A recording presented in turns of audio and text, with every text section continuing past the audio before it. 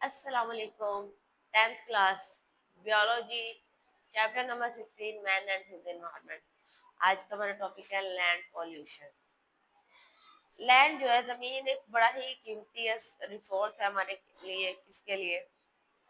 ना सिर्फ इंसानों के लिए बल्कि पौधों के लिए। पौधों के लिए ऐसे है कि पौधे जो है ज़मीन पे ग्रो करते हैं, मिट्टी में ग्रो करते हैं। इन द रिसेंट टाइम, आजकल के टाइम में या कुछ पिछले थोड़े से टाइम में उन्होंने कहा है कि सॉइल जो है वो उस पर बहुत ज़्यादा पॉपुलेशन पॉल्यूशन काज हो रही है। गंदगी हर तरफ आपको देखने को मिल रही है, आपकी मिट्टी सारी खराब हो गई। अब क्यों हुई है काजेज की? अगर हम बात करें, इनके काजेज है पेस्टिसाइड यूज है इन एग्रीकल्चर।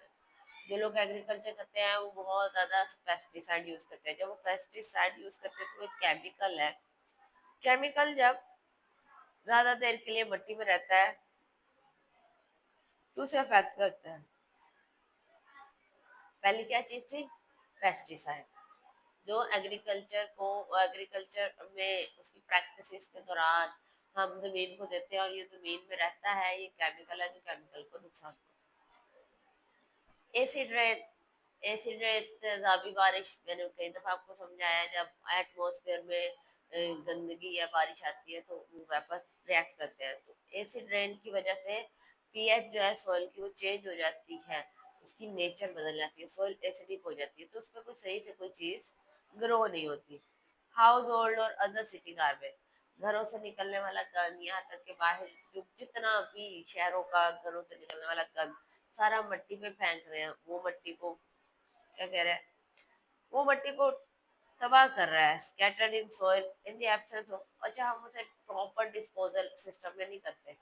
मतलब हम अगर गंद को कवर करके अच्छे तरीके से ढाक के मिट्टी के नीचे दफन करते हैं, लेकिन हम क्या करते हैं, हम उसे फेंक देते हैं और उससे बहुत सी बीमारियां पैदा होती हैं, जमीन भी डैमेज होती है।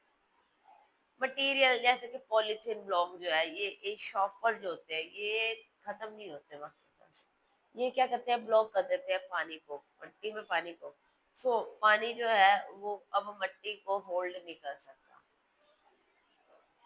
पानी को होल्ड करने की कैपेसिटी जो है मिट्टी की, मिट्टी पानी को अपने अंदर एब्जॉर्ब कर लेता है ना, वो उसकी कम हो जाती है।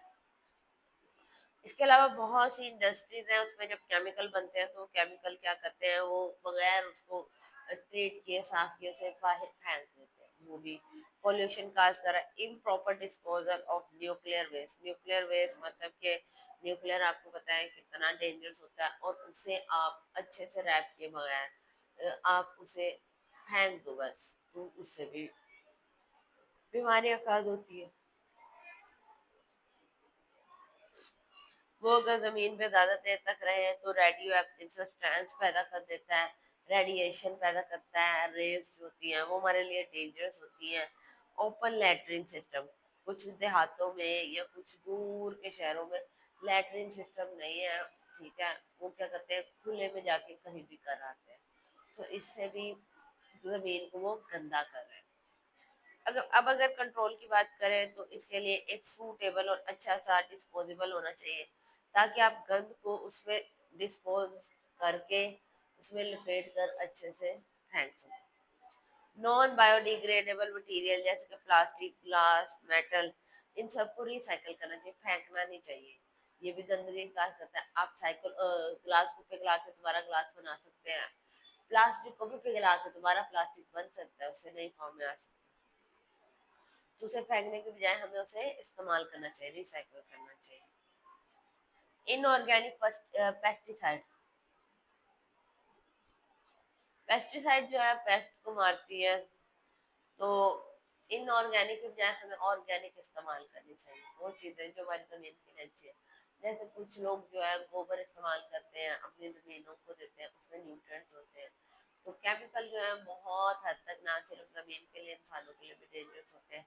इंसान वो सब्जियां खाते हैं और उनकी बॉडी पे बुरा असर पड़ता है, ठीक है। तो ये सारा कुछ था आज का हमारा टॉपिक। आज के लिए इतना काफ़ी है, कल हम नेक्स्ट टॉपिक करेंगे। शुक्रिया, अल्लाह हाफिज़।